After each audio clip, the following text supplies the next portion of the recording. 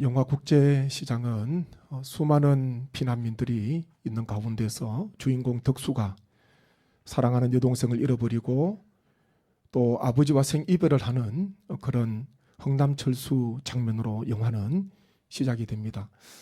흥남철수는 1950년 12월 15일부터 24일까지 열흘간 동부정선 미군과 우리 한국군이 함께 연합해서 그곳에 있는 수많은 피난민들을 선박에 태워서 배로 옮기는 그곳을 떠나게 하는 그런 작전이지 않습니까? 그래서 그 일이 성탄절 전날 12월 24일에 이루어졌다. 그래서 크리스마스의 기적이라고도 불리워집니다. 그 일화 가운데 유명한 것이 있지요. 메르데스 빅토리호라는 이 배가 화물선인데 그 흥남 부두에 12월 22일에 도착을 하게 됩니다. 그곳에 온 목적은 사람을 피난민을 태우기 위한 목적이 아니라 군수 물자를 운송하기 위해서 그 배가 선박에 도착을 하게 되는데 그곳에 도착해 보니까 수많은 피난민들 10만 명이 넘는 그 사람들이 빼곡히 흥남항에 모여 있는 것이죠. 다 그곳을 떠나기 위해서 다 내려온 피난민들입니다. 그때 빅토리호가 어떻게 합니까? 군수 물자 안에 있는 것들을 다 버리지요. 그리고 실으려고 했던 것들을 포기하고 대신 사람을 태우기 시작합니다. 당시 그 배의 정원은 60명인데 선장을 비롯해서 이미 47명이 승선에 있었기 때문에 자리는 13곳밖에 없었습니다. 13명만 태울 수 있었는데 그 안에 있는 것들을 아낌없이 버리니까 다 바다에 버리고 그리고 실으려고 했던 거 실지 않으니까 무려 그 배에 14,000명이나 되는 우리 풍기 인구보다 더 많은 사람들이에요. 그 배에 다 승선을 하게 되었습니다. 2004년에 보니까 빅토리호 수많은 그 최고의 피난민을 사람을 태웠다 그래서 기네스북에 등재가 되었더라고요. 우리 뼈아픈 역사 가운데 한 획이지요. 한 사건입니다. 그 선장이 가지고 있었던 배에 있었던 것들을 군수 물자를 포기하지 않았다면은 사람을 태울 수가 없었습니다. 그런데 사람을 선택하고 배에 있는 것들을 버린 거예요. 그것이 무엇이든지 간에. 그래서 한 명이라도 더 태우려고 하기 위해서 헌신을 한 것 아닙니까? 사람이 있어야지요. 그 다음에 다른 모든 것들이 필요합니다. 아무리 좋은 군수 물자가 있어도 사용할 사람이 없으면 아무런 의미가 없는 것입니다. 오늘 우리는 성탄절을 맞이하게 되었습니다. 성탄절은 예수님께서 왜 이 땅에 오셨는가? 그리고 이 땅에 오시기 위하여서 사람의 몸을 입으시기 위하여서 우리 주님께서 하셨던 것이 무엇인가? 한번 저희가 말씀에 함께 묵상을 하면서 성탄의 참 의미를 한번 가슴 속에 새겨보는 그런 시간이 되면 좋겠습니다. 먼저요, 예수님께서는 하나님과 동등된 동등한 특권을 버리셨다. 우리가 그렇게 말씀을 통해서 알게 되는데 6절 7절 말씀 한번 보시죠. 같이 한번 읽겠습니다. 그는 근본 하나님의 본체시나 하나님과 동등됨을 취할 것으로 여기지 아니하시고 오히려 자기를 비워 종의 형체를 가지사 사람들과 같이 되셨고. 아멘. 하나님께서는 먼저 성육신 임마누엘로 이 땅에 오시기 위하여서 예수님께서는요 하나님과 동등됨을 취할 것으로 여기지 아니하셨다 그렇게 말씀하고 있습니다. 방금 읽은 이 부분을 메시지 성경은 이렇게 번역을 합니다. 같이 한번 봅니다. 때가 되자 그분은 하나님과 동등한 특권을 버리고 종의 지위를 취하셔서 사람이 되셨습니다. 하나님과 동등한 특권을 버렸다. 그렇게 기록을 하고 있습니다. 의미가 훨씬 더 와 닿는 거예요. 이 특권이 무엇입니까? 어떤 신분이나 지위에 따른 그 누리게 되는 권리, 특별한 권리를 특권이라 그럽니다. 그래서 그 자리에 오르게 되면은 그 자리에 있는 사람에게 특권은 저절로 주어지는 것입니다. 내가 억지로 하려고 하는 게 아니라 특권은 그냥 주어지는 것이에요.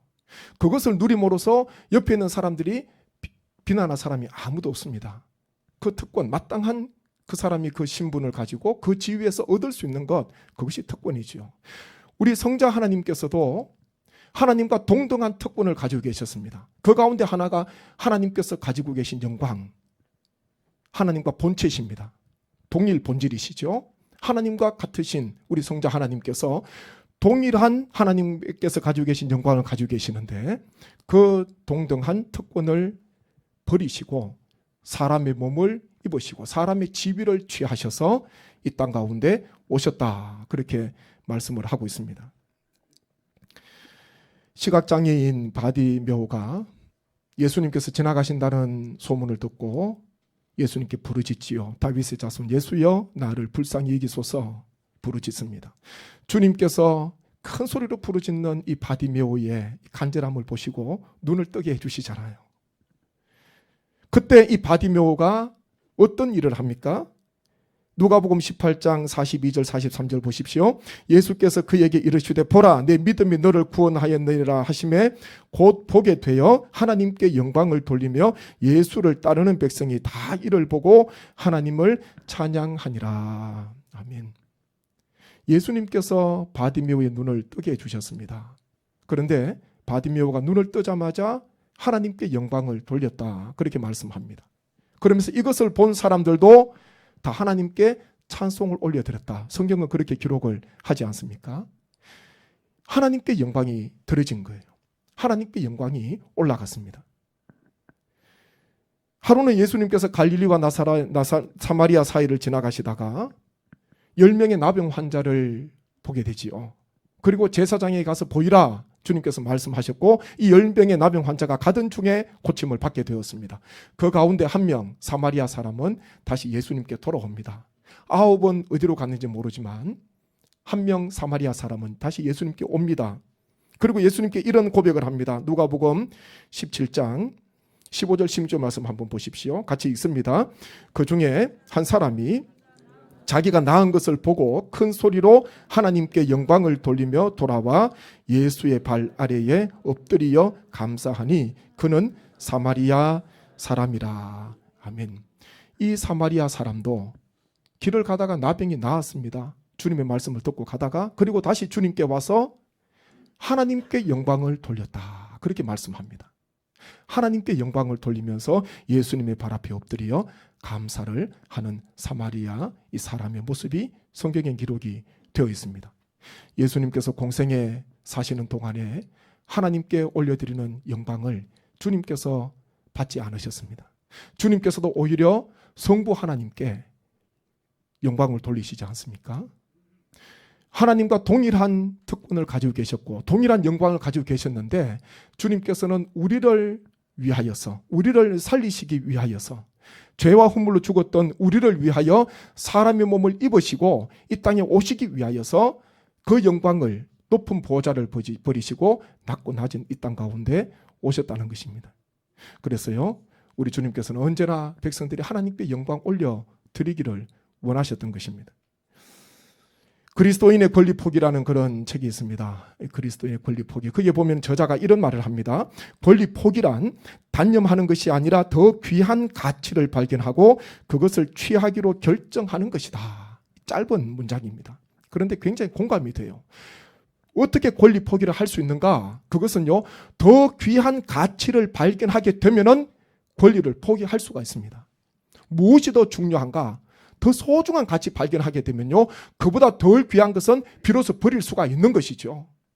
우리 주님께서 동등한 하나님의 특권, 하나님과 같은 특권을 가지고 계셨지만, 영광을 가지고 계셨지만은 그것을 잠시 감추신 것은, 뒤로 하신 것은 우리를 살리려고 하시는 이 구원 사역에 우리 주님께서 더 큰 가치를 두셨기 때문에 그렇습니다. 인생을 살아가는 우리도 마찬가지입니다. 우리가 권리 포기를 할 수 있는 것, 내려놓을 수 있는 것, 그것은요, 더 귀한 가치를 발견하게 되면은 그다음부터는 내가 그동안 가지고 있었던 것은 하찮게 되는 거예요. 그것이 하찮게 보입니다. 더 귀한 것을 발견하기 전에는 이것이 가장 귀한 것으로 여겨졌는데, 가장 귀한 것을 발견하고 되니까 그동안 가지고 있던 것, 이것은요, 그보다 하찮게 여겨지게 되고 그것을 비로소 버릴 수가 있는 것입니다. 지금 이 땅에 살아가는 수많은 사람들, 내가 가장 가치 있는 것을 가지고 살아간다, 그렇게 생각하지만 상대적으로 볼 때에 하찮은 것, 덜 귀한 것을 가장 가치 있게 여기면서 살아가는 그런 안타까운 사람도 있는 것입니다. 우리 주님께서는 성탄하시게 된 것, 이 땅 가운데 사람의 몸을 입고 오시게 된 것은 우리를 너무나 사랑하시고 우리에게 주님께서는 큰 가치를 두셨기 때문에 이 땅 가운데 사람의 몸을 입으시고 이 땅 가운데 탄생하셨다는 것을 우리 성도님께서 꼭 기억하시기를 바랍니다. 또 한 가지는요, 예수님께서는 생명을 버리셨습니다. 8절 말씀 한번 보시죠. 8절 같이 읽습니다. 사람의 모양으로 나타나사 자기를 낮추시고 죽기까지 복종하셨으니 곧 십자가에 죽으심이라. 아멘. 죽기까지 복종하셨다, 그렇게 말씀합니다. 어디에 복종하셨습니까? 성부 하나님의 뜻에 복종하셨습니다. 성부 하나님의 뜻이 무엇입니까? 주님께서 십자가 지시고 십자가에서 어린 양이 되셔서 희생 제물이 되셔서 우리를 위하여 피를 다 흘려주시고 마침내 구원을 완성하시고 구원의 역사를 성취하시는, 그것이 바로 성부 하나님 아버지의 뜻이었고, 그 아버지의 뜻에 복종하시면서 순종하시면서 죽기까지 십자가에 나아가셨다, 성경은 기록을 하고 있는 것입니다. 마가복음 10장 45절 보십시오. 인자가 온 것은 섬김을 받으려 함이 아니라 도리어 섬기려 하고 자기 목숨을 많은 사람의 대속물로 주려 함이니라. 아멘. 우리 주님께서 이 땅에 탄생하신 목적입니다. 주님께서는 분명히 알고 계셨습니다. 섬김을 받는 것이 아니라 많은 사람을 위하여 자기 목숨을 대속물로 주기 위하여서, 섬기기 위해서 오셨다, 그렇게 말씀하십니다. 요한복음 1장 29절입니다. 이튿날 요한이 예수께서 자기에게 나오심을 보고 이르되 보라, 세상 죄를 지고 가는 하나님의 어린 양이로다. 아멘. 세례 요한, 자기에게 세례를 받기 위해서 나오시는 예수님을 보면서 예수님을 향하여 뭐라고 말씀하십니까? 보라, 세상 죄를 지고 가는 하나님의 어린 양이다. 그렇게 많은 사람들에게, 군중들에게 세례 요한은 말을 하였습니다. 주님께서는 세상 죄를 지고 가시기 위하여서, 친히 어린 양이 되시기 위하여서 이 땅 가운데 탄생하셨다는 것입니다. 오늘 성탄절 주님께서는 성탄하시기 위하여서 두 가지를 크게 버리십니다. 첫 번째는 하나님과 동등한 특권, 영광을 버리시고 사람의 몸으로 이 땅 가운데 오셨지요. 그리고 공생의 3년 후에 생명을 우리를 위하여 버리셨습니다. 사도행전 27장 말씀에 보면은 바울이 로마로 앞선대던 중에 배를 타고 가지 않습니까? 배를 타고 가다가 뉴라굴루라는 광풍을 만나게 됩니다.